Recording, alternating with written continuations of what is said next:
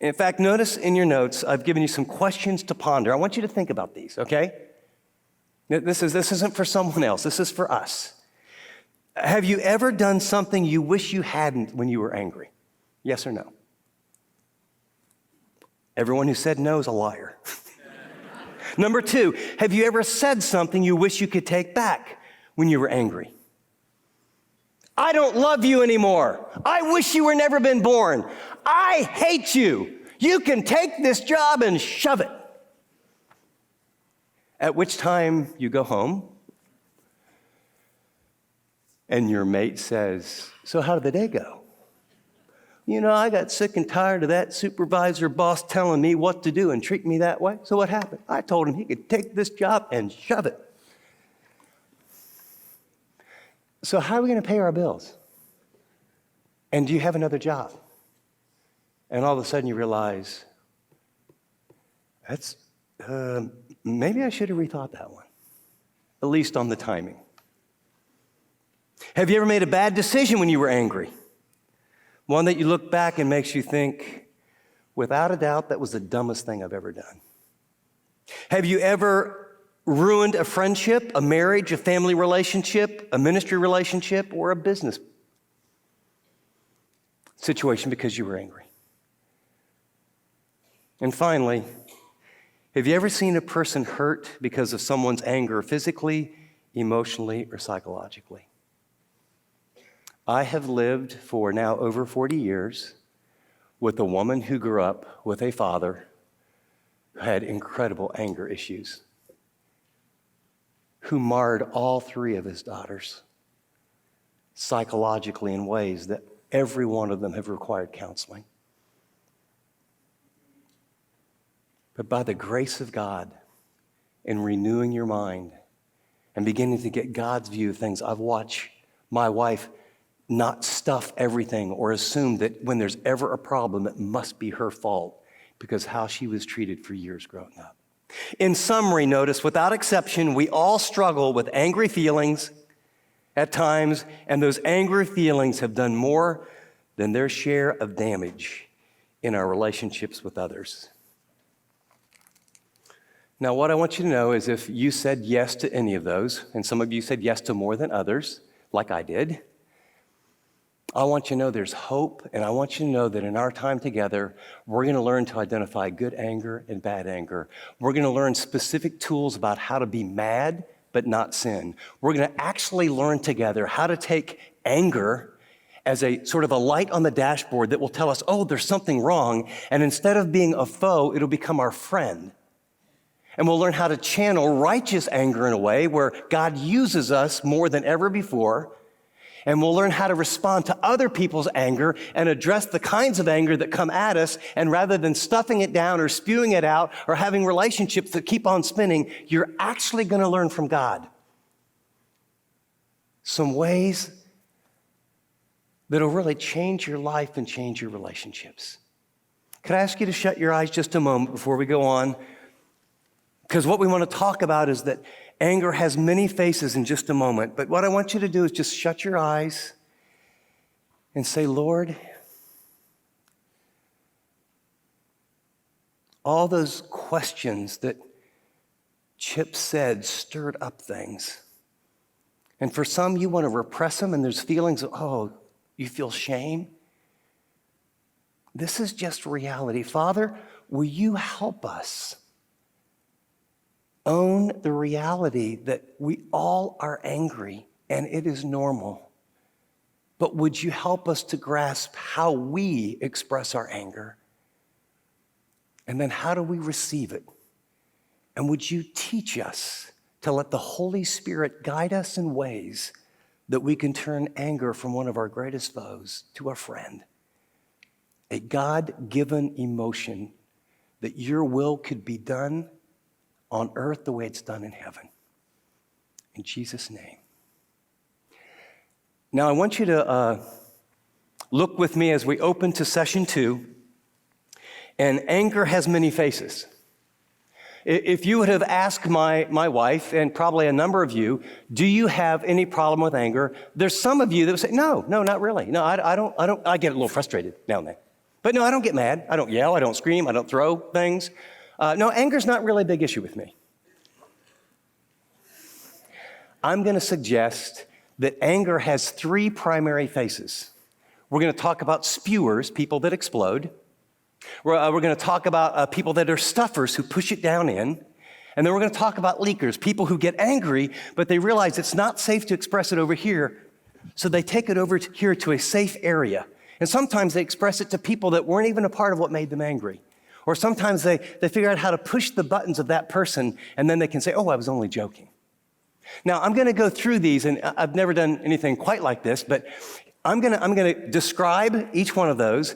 I'm going to give you the symptoms. I'm going to show you what each one of them need to do. And then all I want you to do, relax here, is I'm going to ask you to listen to about 10 quick diagnostic questions on each one and mentally go, me. I mean, probably don't count on your fingers, especially like if you're with, like your mate or, like, well, actually, they already know it wouldn't matter. And I just want you to walk out of here knowing my primary way that I express anger is this. And then I got some great insight that I'll share with you in a little bit, that I think some of our anger is very situational. If you have a very powerful boss, you may not spew back at him. But if you have a very loving family, it might be a lot safer. You might be a spewer at home and a stuffer at work. So are you ready to roll? Let's look at the many faces of anger. What do you do with your anger? The answer is we express our anger in such a wide variety of ways that many people assume anger is not an issue in their life. And again, I'm going to ask Dr. Becca Johnson to give me a little help. This is a list of the way that people express their anger. And just ask yourself, which one of these apply to me? People shut down, assert power and authority, become pushy or aggressive, yell, scream, shout, slam, belittle, demean, and slander, intimidate others, become depressed, isolate themselves, alienate others, suppress their feelings, repress, regress, become fearful, hit, grab, punch, kick, bite, and throw things, become defensive, become prideful and arrogant, become withdrawn, become self-righteous, lie, cuss, withhold affection, whine, put others down, roll their eyes.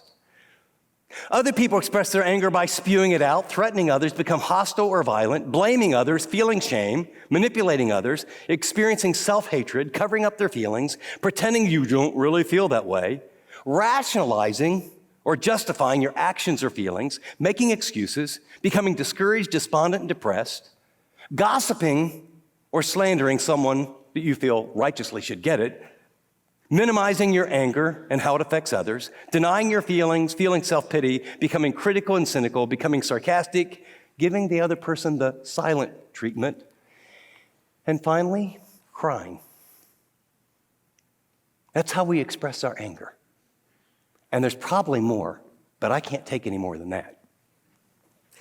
Anger wears many masks. Notice the passage I've put in your notes. The heart is deceitful above all else and beyond cure. Who can understand it? I, the Lord, search the heart and examine the mind to reward man according to his conduct, according to what his deeds deserve. And what I want you to know is that because that's true, is that God understands that often we can't see what's going on. But the scripture says God tests the heart. He tests the motives. If you would study all of the Gospels and you said, what's one of the primary messages of Jesus? The primary message would be God's looking about your motives and your heart and the why of what you do, even more than your external morality or your religious observances. The Pharisees were squeaky clean, and he called them whitewashed tombs. You brood of vipers. Why? Because of their heart. You can come to church, be a nice person, read the Bible, and have resentment and bitterness and anger, and express it in ways, in very sophisticated Christian ways, that destroy people and destroy relationships. And God brought us here to say, you don't have to live that way. So let's look at mask number one. It's called the spewer. There's two types of spewers. There's exploding time bombs. Those are people that are out of control. That was my father. Or calculated time bombs. There are people that are spewers that they use it as a weapon, and they know exactly when they're doing it and why and how. Their message is anger is necessary. When you say, I think you're really angry, their response is, you bet I am. Do what I say or else. The reasons for expressing anger in this way is it gives them a false sense of power. It helps them release pent-up negative emotions, and they feel unable to constrain or control. They have very poor impulse control. When you talk to some of these people, they say, I just can't help myself. I didn't mean to do it, but I just explode. I'm Irish. I have red hair. Or I grew up like this. And it's a family cycle. People learn to walk on eggshells. People learn to not tell the truth. Dysfunction. How they blow up: yelling, screaming, shouting, pushing, shoving, hitting, kicking, intimidation, aggression, overly opinionated, overly blunt, forceful, tactless, demanding, repetitive. Here's the results. They wound themselves, spewers, and others. There's a sense of loss of control, sense of power, feelings of guilt, strained, unhealthy relationships. Sometimes you spew on someone and they spew back, even physically, retaliation.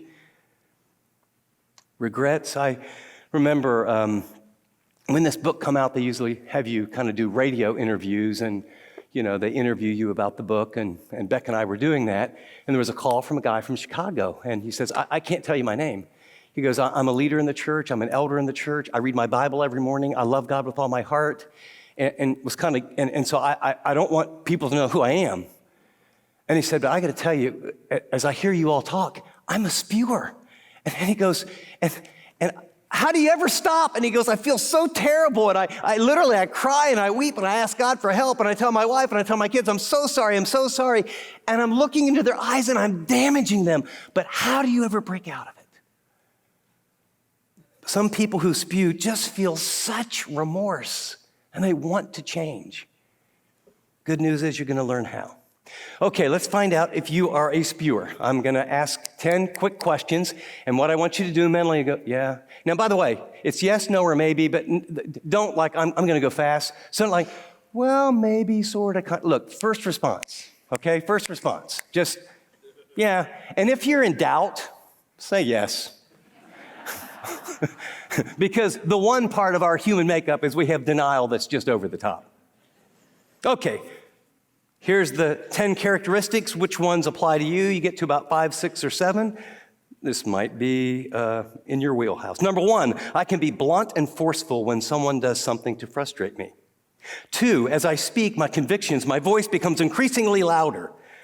Ask one of your kids about that one. Number 3, when someone confronts me about a problem, I'm likely to offer a ready rebuttal. Number 4, no one has to guess my opinion. I'm known for having unwavering viewpoints. Number 5, when something goes wrong, I focus so sharply on fixing the problem that I often overlook people's feelings. Number 6, I have a history of getting caught in bickering matches with family members. Number 7, during verbal disagreements with someone, I tend to repeat myself several times. I remember my dad would get upset with me and I did something wrong, and Chip, why did you do that? Why did you do that? Help me understand with all my mind. Why did you do that? Why did you do that? And I wanted to just, I'm scared to death. I want to say, I didn't lose my hearing, Dad. But spewers get fixated and they repeat it, and it often gets louder. Number 8, I find it hard to keep my thoughts to myself when I know something else is wrong. Number 9, I have a reputation for being strong-willed. And number 10, I tend to give advice even when others have not asked for it. So, are you a spewer? Yes, no, or maybe. Put a check mark. Got it? And by the way, you know what? For some of you, don't cover yourself with guilt. You learned how to spew from a belief system, a family of origin, and some experiences. It's just what you do right now. But you don't have to stay there. The next mask that we wear is called the stuffer. Stuffers repress. When they're angry, they just deny it, they avoid it, or they suppress it, they just pretend. The message here is anger is bad. And then the reaction is, I don't know how many times, especially earlier, I mean, honey, you seem really angry. No, I'm not angry. A little frustrated. Oh, I'm not mad. I'm not angry. The reaction, not me. Why? Listen carefully. Here's why they're afraid to be angry. They think it's bad and even sinful to be angry. Some even think God's wrath comes upon you if you get mad. They fear loss of control and making a fool of themselves. They fear rejection of others. They get mad. What might happen? They don't like to feel guilty, and every time they get mad, they feel guilty. Their experience with anger has scars, so it's something to be afraid of and avoided. They fear retaliation or punishment or consequences or possible outcomes expressing anger. I stuffed mine at home, as did my wife. How do they stuff it? By ignoring it, denying it, shielding it, deflecting it, minimizing it, pretending they aren't really angry, avoiding it, burying it. By the way, Dr. Paul Meyer, the author and sort of the originator of the Meyer-Minnereth Clinic, was the sort of the precursor of the New Life Clinic today. 95% of all depression is anger turned inward. Now, don't get me wrong, there's physiological depression and there's multiple causes for depression, but 95% of the everyday, I'm down, I'm blue, I'm moody, I'm bummed out, is anger turned inward. And my experience is the people who do that are not even aware that you're angry. The results are they become doormats for others. People take advantage of them. They redirect their anger at themselves. I must have done something wrong. They get physical ailments, often ulcers, tension headaches, muscle cramps, right back in here. They occasionally erupt in a volcanic explosion. It's like this calm person. The shooter recently in Virginia, years ago in San Francisco, there's a pattern here, this volcanic explosion of someone that, sort of mild-mannered Sam becomes weapon-carrying crazy person. They avoid people and places and things. They withdraw. They develop resentments. What they need is to accept anger is okay. It's normal. They need to acknowledge their fears and seek to minimize the hold it has on them. They need to communicate their anger effectively. I will give you a tool. We're going to learn to do that next time. They need to become more assertive with their needs and their wants. And finally, they need to be clear about what they want and what they'll do and won't do. Often, and I use my wife because there's so many people that are stuffers, and since I've lived with this, here's how it works, is you ask them to do something, and they don't want to make you mad, so they say yes. Yes, I'll do it. Then as they're doing it, down deep, they didn't want to do it, so they feel resentment towards you for asking. But they actually don't understand that we can't read their mind. Stuffers say yes to all kind of things because they don't say, oh, I think it's a great idea, but I don't think my name's on that. I don't want to volunteer. No, I'd rather not go to that restaurant. I'd rather do this. But because they don't say what they really mean, you assume when they're going along, they're really going along, and often they're not. And then there's resentment. And then resentment plays out in a lot of different ways. Okay, 10 questions to find out whether you are a stuffer. And by the way, don't feel real bad. Like if some of you are like, okay, I'm glad, I know I'm a spewer. As we go through this, some of you are going to go, oh my gosh, I'm a stuffer and a spewer. It just means you're multi-talented. Are you ready? Question number 1, yes or no? I am very image conscious. I don't like to let others know when I have problems. 2, even when I'm very flustered, I portray myself publicly as, in general, having it pretty much together. Number 3, I'm rather reserved about sharing my problems and my frustrations. Number 4, if a family member or friend upsets me, I can let days pass without even mentioning it. Number 5, I have a tendency to be depressed and moody. Number 6, resentful thinking is common for me, although many people would never suspect it. Number 7, I've suffered with physical complaints, for example, headaches, stomach ailments, sleep irregularity, etc. Number 8, there are times when I wonder if my opinion or preferences are really valid. Stuffers over time feel like, well, what I say doesn't matter. No one really cares about what I say. Number 9, sometimes I feel paralyzed when confronted by an unwanted situation. And number 10, I feel guilty a lot about little things, especially if someone else is upset with me. So, are you a stuffer? Yes, no, or maybe. Last one, and this is the one that I know the most about because since it was not safe to spew in front of my father, I learned to be a leaker. Here's what a leaker is. There's indirect leakers and direct leakers. A direct leaker is when they're mad, they'll kind of leak it at you. Indirect leakers, they're hurt and they're mad, so we go and we leak on other people. We just have to get it out. The message is showing anger is bad. You can be angry, but you just can't show it. Angry? Not me. Well, maybe just a little. That's sort of how we operate. Why are they afraid to be angry? As I walk through these, notice it's the exact same reason as stuffers. Exact same reason. We just express it differently. So we think it's bad to be angry. We fear God's wrath. There's a loss of control. There's a fear of rejection. We feel guilty. We had scary experiences when we got angry and said, boy, I'm not going to go there. We sense there might be retaliation or punishment or consequences if people see that we're mad. How do leakers leak their anger? By not following through with commitments or promises, by not letting their yes be yes and their no be no, by making excuses, procrastinating, by knowingly going at a pace different and annoying to others. You've been here, I've been here, right? You're on the freeway and you're driving somewhere and you're going, the speed limit, or maybe 3 or 4 or 5 miles over, and there's this car that you see it coming, and I mean, they don't just come up. I mean, zzz, and then you look in your mirror and all you see is their grill, right? And there's a semi on the right, and you're here on the left, and I mean, they're just like, inches from you. Well, some people would use an expression with one of their fingers, which would probably cause some retaliation.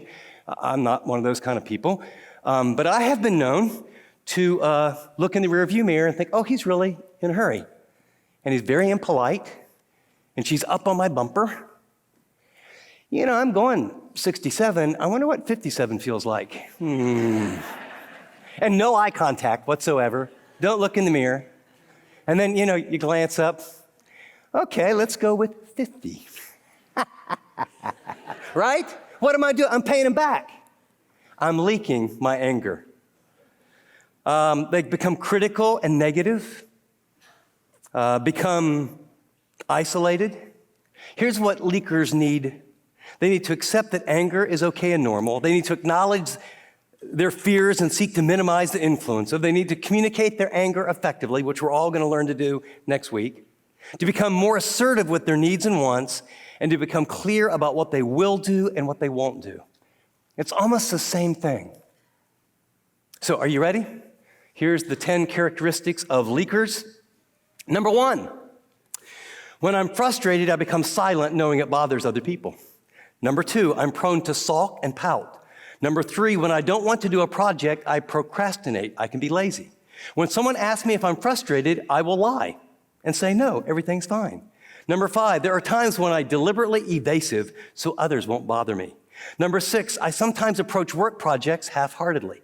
That's how you get back at a supervisor or a boss you don't like.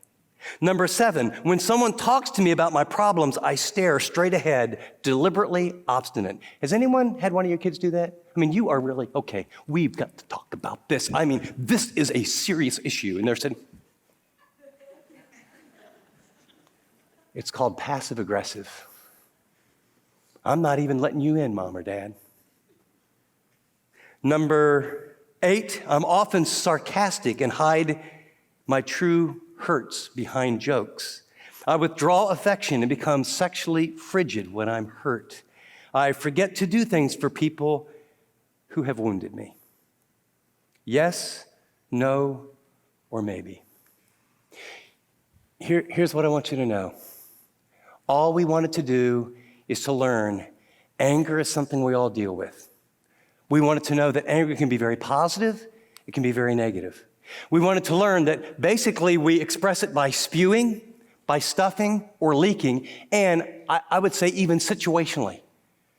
We may not spew at work unless you're the boss. We may spew at home. And depending on the relationship, we may do some of all of these, but there's probably a primary way. And then what we learned is that there's a There's a way to understand that you're angry, and there's some tools to express your anger in ways where you attack issues instead of people and cause relationships to come together and get healthy instead of dysfunctional. And that's the journey that we're on.